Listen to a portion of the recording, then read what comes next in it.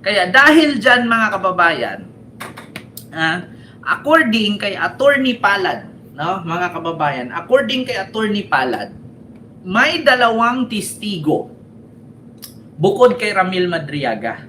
Naku, patay ka diha. Bukod kay Ramil Madriaga, mga kababayan, di ba ang sabi nila, si Ramil Madriaga daw sinungaling. Si Ramil Madriaga daw walang patutuhanan. Tandaan ninyo mga kababayan, yung nilabas ni Ramil Madriaga na mga pictures, yung mga conversations, yung mga pera, kay Madriaga lang yun. Hindi pa nailabas dyan yung mga pictures, selfies, and videos ng mga bodyguard ni Ramil Madriaga kung saan sila pupunta. Tandaan ninyo mga kababayan, si Ramil Madriaga kada biyahe may mga kasamang bodyguard yan. May mga bodyguards, may mga armadong grupo sila. No, kada biyahe ni Ramil may mga bodyguard siya. So yung mga bodyguards niya, may secretary din si Ramil. Bago siya aalis, bago siya lalakad, nakadetalye ang lakad, gagawin at kung saang lugar. Naka-selfie, naka-video. Kaya mga kababayan, according kay Attorney Palad, kung ang akala ng mga DDS si Ramil, walang ebidensya at peke, nagkakamali sila. Kasi si Ramil, bago aalis, mga kababayan, may mga kasama yan. May mga security guards yan. Eto, mga kababayan.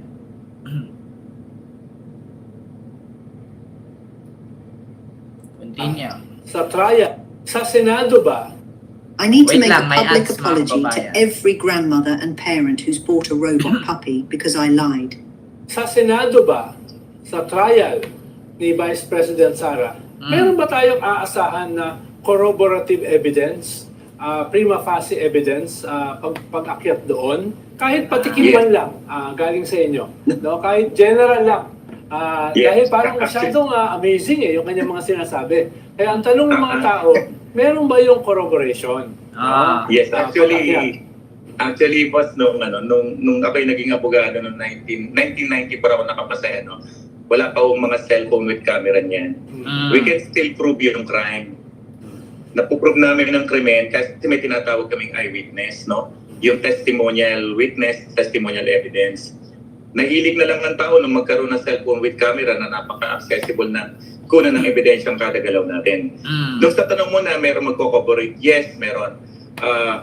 Narinig ninyo? Dati, noong pagka-graduate daw ni Attorney Palad bilang abogado, ang gamit daw nila noon evidence, no? Wala pa daw yung picture, wala pa yung video. Ang gamit lang nila noon sulat, drawing, para i-present mo sa hearing or sa kaso. Picture lang, yung picture pa dati black and white, hindi katulad dati ngayon na may cellphone na, may video na. Kung noon nga naipanalo sa kaso ang mga kasong hinawakan niya, paano pa daw ngayon na may mga videos, may cellphone na, anytime, anywhere, pwede ka nang mag-video, pwede ka nang mag-cellphone. Kasi high-tech na tayo. So ang tanong ngayon, meron bang mag-corroborate? Ibig sabihin, meron bang follow-up witness? Meron po. Not only one, but two.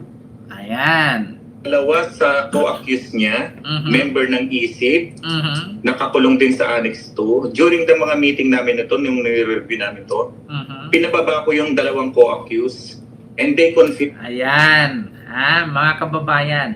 Hindi lang pala si Ramil Madriaga ang nakakaalam.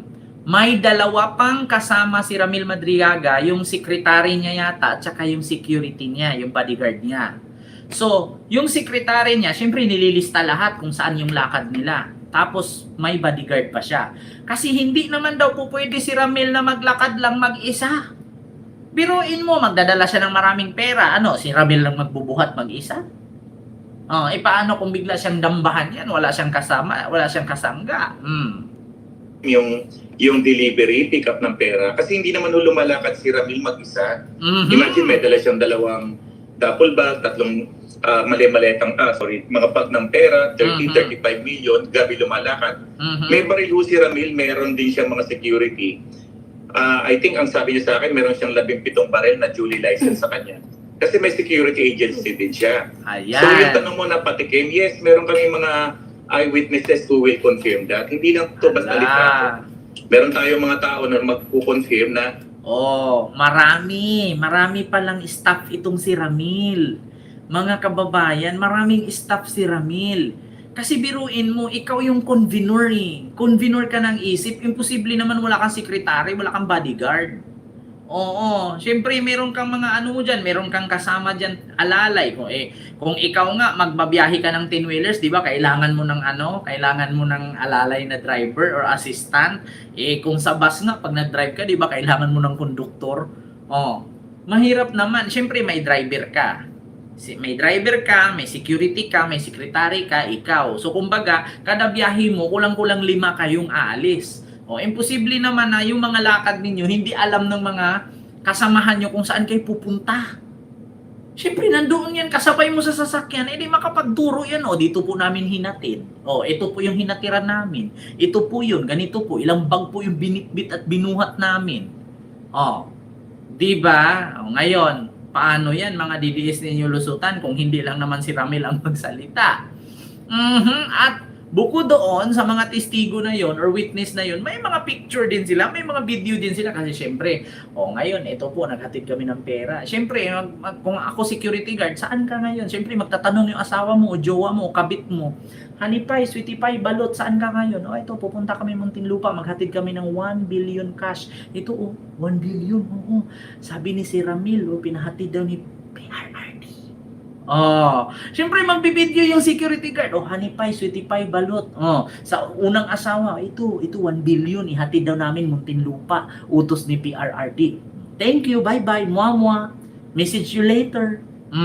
Tapos, yung kabit, saan ka ngayon? Kita mo, sweetie pie, honey pie, 1 billion pesos yan. Ipapahatid sa amin. Okay. Chat you later, muah-muah, chup-chup. Diba? Siyempre, may jowa pa yan, may asawa pa yan, may kabit pa yan, kung sakali man. Diba? Nako po, mga kababayan, diba, Nanay Minda? Oo. Si Ram, happy birthday. Wish you good luck and happy birthday, si Ram. Si Ram, wish you good luck and happy birthday, si Ram. Nako. May magpapatunay. kung mag-usap yan sa eleksyon, yung campaign, minsan 30 to 40 minutes yung sa matnog, yung inaabot yung bandera. After niyan, 30 to 40 minutes, nag-uusap yan yung mga next plan yung gagawin. And then yung mga pick-up delivery ng pera sa iba't ibang location, yung paghatid sa ombudsman, paghatid kay Atty. Kilala. May kasama ho siyang mga security niya. Nakausap ko po yung mga taong yun. Hala, yan ang sinasabi ko sa inyo. Kinausap din daw pala ni Atty. Palad yung mga security ni Ramil, yung mga assistant ni Ramil, yung mga boy niya, yung mga, siyempre, gagawa ka ng event, siyempre, kung sino yung maghanda ng mga lamesa, sino yung kukuha ng mga upuan, o yung mga pagkain, catering, di ba? Katulad nito, ipakita ko sa inyong video. May video dito na, parang party yata ito ng Isip Group. Ito, mga kababayan. Katulad dito, ayan pa nga si Ryan Kilala, kilalang kilala niya si Ramil.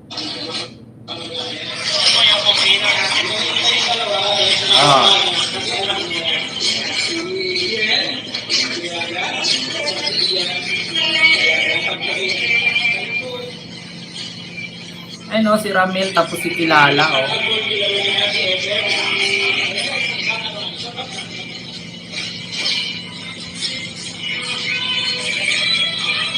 So, pakinggan po natin yung buwan ng isip,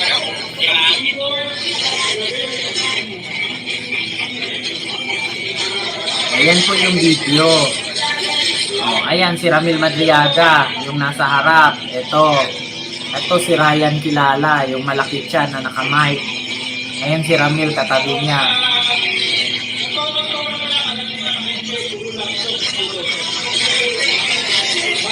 May nakabang na, May mga nagbibideo, itong nagbibideo ito, assistant ni Ramil yan. Isa yan sa witness siguro. na magpapatunay na kilala talaga. Kinikilala si Ramil. Diba? Siya nagpakilala kay Ramil tapos sabihin niya hindi niya kilala si Ramil. O, Ryan kilala, ano na. O, yan ang sabi ko sa inyo. Mga DDS, mahirap. Mahirap, mga kababayan. Walang kawala si Sara talaga dyan. Kasi nga, hindi nyo maitanggi yan eh. Kasi malay natin kung si Ramil hindi nakapag-picture, paano kung yung bodyguard ni Ramil o sekretary ni Ramil may patagong picturean mo kami ni PRRD habang nag-usap kami sa lamesa o videohan mo kami kung ano yung sinasabi namin, pinag-usapan namin. May ganyan eh. Oh, yun pa nga lang video, bukod doon sa party na yon, ito pa, isa pa. Naku mga kababayan, talagang walang si Sara dito, walang takas. Ito. Si Ram. Parang ano lang parang Junel. Junel. Ito naman, si Ram. Ayan anong paliwanag niyo dyan? Ayan mga DDS Ito. Wait lang mga DDS.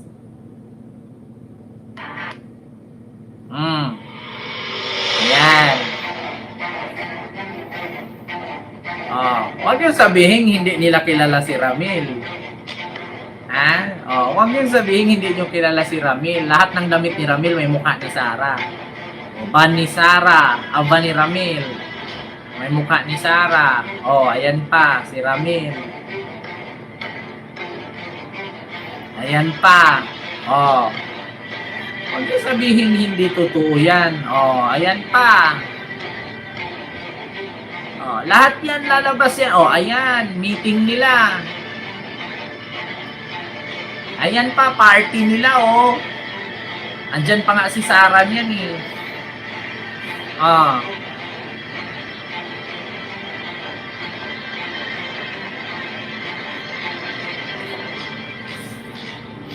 Diba? Isip ako, Inday Sara. Ito pa. Huwag niyong sabihin hindi kilala. Kadami-daming picture niyan. Hindi mo pwede sabihin AI yan. Wala pang AI nung panahon na yon. Ayan pa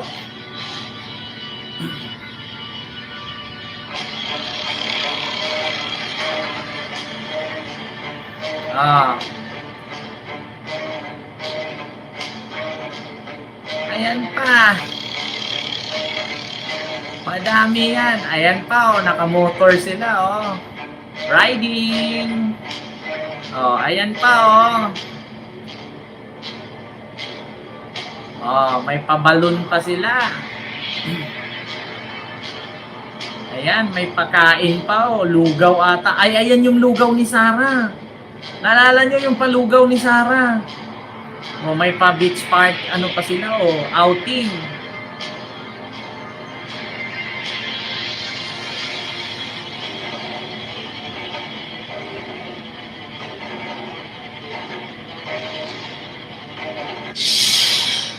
The end.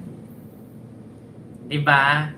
Actually, kaya po hindi i-present yan doon sa kamera. Kasi yan po ipipresent sa Senado siguro. Seram.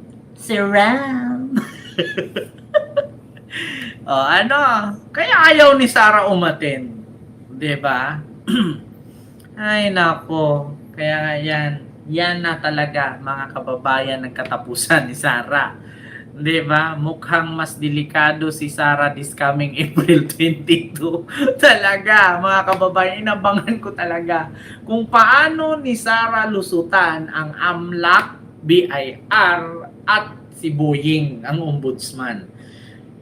Di natin alam kung paano lusutan ng abogado ni Sara ang AMLAC, ang ombudsman, si Trillanes, at ang BIR sa April 22.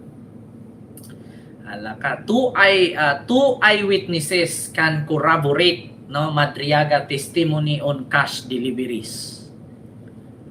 Dalawang witness ang patunay at sa mga sinabi sa testimony ni Madriaga sa pagdi-deliver nila ng pera. Nako, hindi na may tanggi ni Sara yan, mga kababayan. Ewan ko ba dyan sa kanila. Ay, Diyos me, Marimar talaga. Kaya, yun lang, mga kababayan.